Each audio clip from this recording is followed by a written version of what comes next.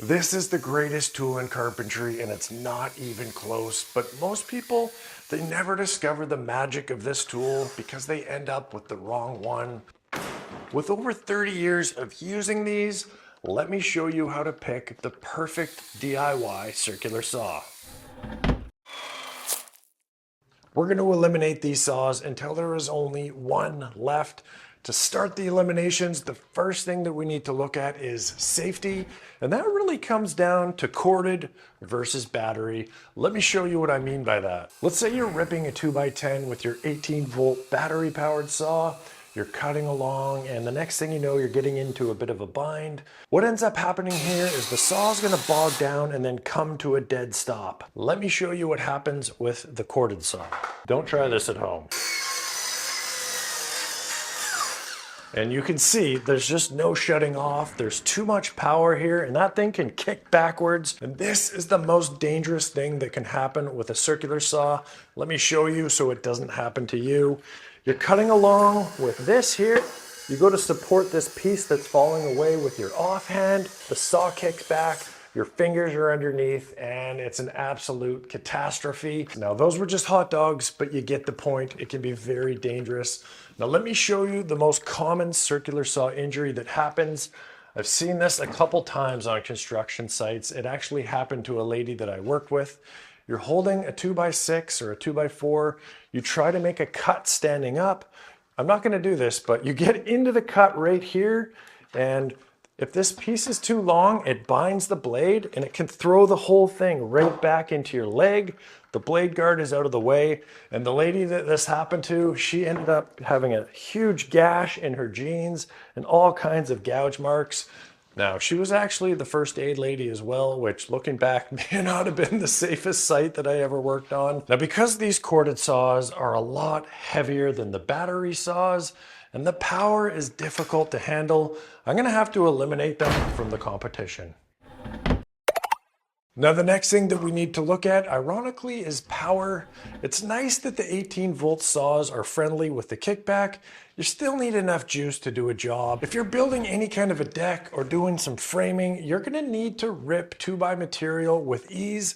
Let's see what these saws can do. Let's start off with the Makita brushless. Now, all the saws in these tests have similar blades and a brand new fully charged 4-amp battery.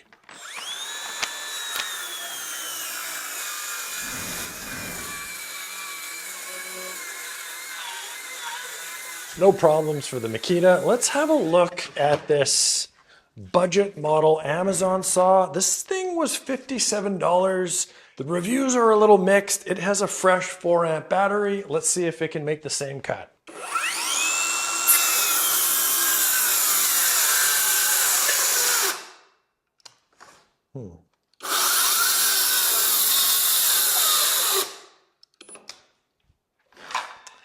All right, this thing cannot rip 2x material. The battery is obviously not the same quality, and who knows about the motor. Let's eliminate this thing from the competition right now. Let's check out the 7¼ inch Ryobi saw.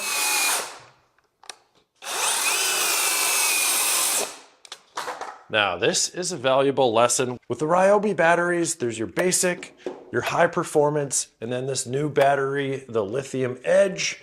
Now, from what I can tell, this is basically the same equivalent as a standard Makita 4-amp battery.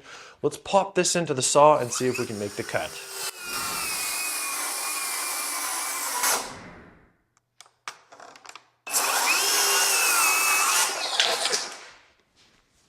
All right, I did get a little aggressive at the end, but it definitely cut all the way through with no problems.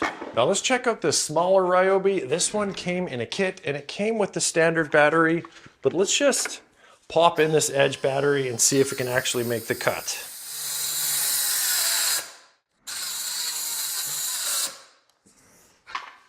All right, this saw can't make the cut. It's not the battery. This doesn't have a brushless motor and it just doesn't have the power. Even though this is a smaller blade and it should be easier to rip along, it can't make the cut, so let's eliminate this saw from the competition. Now we're down to the last 3 saws, and we are going to get to the most hotly debated topic on the internet, left versus right. But first, I had an amazing idea that I would go incognito to tell you about today's sponsor, Incogni. Now, Incogni helps you keep your personal information off the internet and out of the hands of people that really shouldn't have it. Imagine this is your personal data. Email, phone number, where you live. It gets collected by online data brokers and sold to advertisers, telemarketers, and bad actors, like Tony Danza from Who's the Boss. That's why you end up getting those random calls, weird emails, and ads that feel way too personal. Incogni goes after those companies and gets your data removed, keeping it safe. They are constantly searching and looking so that you don't have to. And if you find something that you don't want online, send them the link and they'll take care of that too. I'm gonna go back to cutting stuff and let Incogni protect my personal data. If you wanna get Incogni working for you, keeping your info safe, use the link below or use the promo code FUNNYCARPENTER at checkout to get 60% off an annual plan. All right, we've got our right blade saws versus the left blade saw. Now this one is very personal for me. This has been my go-to saw for the last 10 years. I've made some of my best YouTube videos with this saw. And as a pro finishing carpenter and cabinet installer, I made thousands of highly precise, beautiful cuts. I got a lot of love for the left blade saws. The reason why I love the left blade skill saw is check out the line of sight here.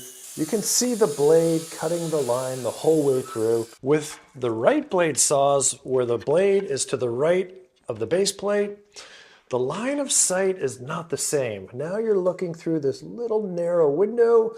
You can also do the peek around, and it does take a little getting used to, but it's not nearly as easy to see the line. The nice thing here though is the sawdust is blowing away from you. With the left blade, the sawdust discharges onto your material and then all over your body as well. But the biggest thing here, especially for beginners, with the right blade saws, you have this big part of the base plate sticking onto your material, and it's very nicely supported. It makes it a lot more stable through the cut. With the left blade, not so much. Now you've got this 1.25" section here. As you're making the cut, the weight of the saw is on the cutoff side, and it starts to pull it down, and you can end up with a bit of a squirrely cut on the bottom.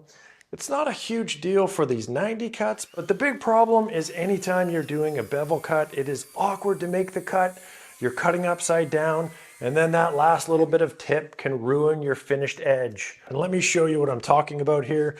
These are two miters cut with the left blade saw. You put them together and it's gap central at the top where you get that tipping. If we make those same bevel cuts with the right bladed saw, because of the bigger base plate, the cut just ends up looking a lot cleaner. You can see that is a nice fit all the way along top to bottom. So for a right-handed person with these left blade saws, you're going to have excellent vision, but with the small section of base plate, it's going to make cuts a little unstable, which can be unsafe. You're going to get sawdust all over your workpiece. And the biggest thing here is just the lack of overall precision. So I'm going to have to eliminate the left blade saw. Now we're down to the last two, and this is a good time to mention, this video is not about specific brands. And if you're in the DeWalt or the Milwaukee battery platforms, those are great saws too. The key is to look for a right blade saw. Those are typically going to be the 7.25" models. The only exception here is the Makita. This is the only 6.5" right blade saw. All of the other ones of that size are going to be left blade, and you also want to avoid any of the 60 volt or the dual battery saws.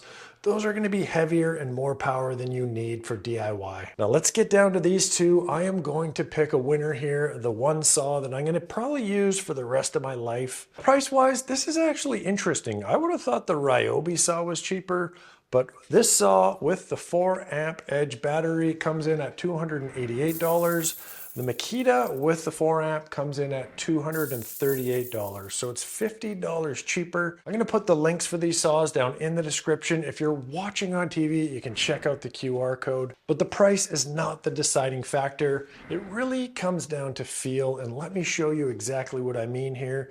If we take a look at this vibration meter, we pick up the Ryobi, and we're going to test it out right at the handle where you hold the saw.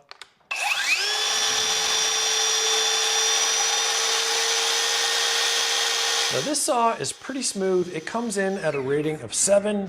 If we think back to that original series of saws, the corded skill is at 27. So that thing is just really vibrating. This actually feels pretty nice. Now let's have a look at the Makita. And that thing is barely registering any vibration in the handle, and that is the hallmark of Makita circular saws. They're incredibly smooth and you feel it the minute you pull the trigger on this thing. Now that's not going to matter for rough framing, but if you get cutting down baseboard or cabinet parts, that smoothness is a game changer. I am going to eliminate the Ryobi, and the Makita brushless is going to be my forever saw, and it is my #1 pick for any DIY beginner. And if you want to get way better at using this thing, you're going to want to check out my tips video right over here. Oh, I hope these are okay. This is my dad's saw, and this is cameraman Aaron's Christmas bonus. I'm not actually throwing these things in the garbage.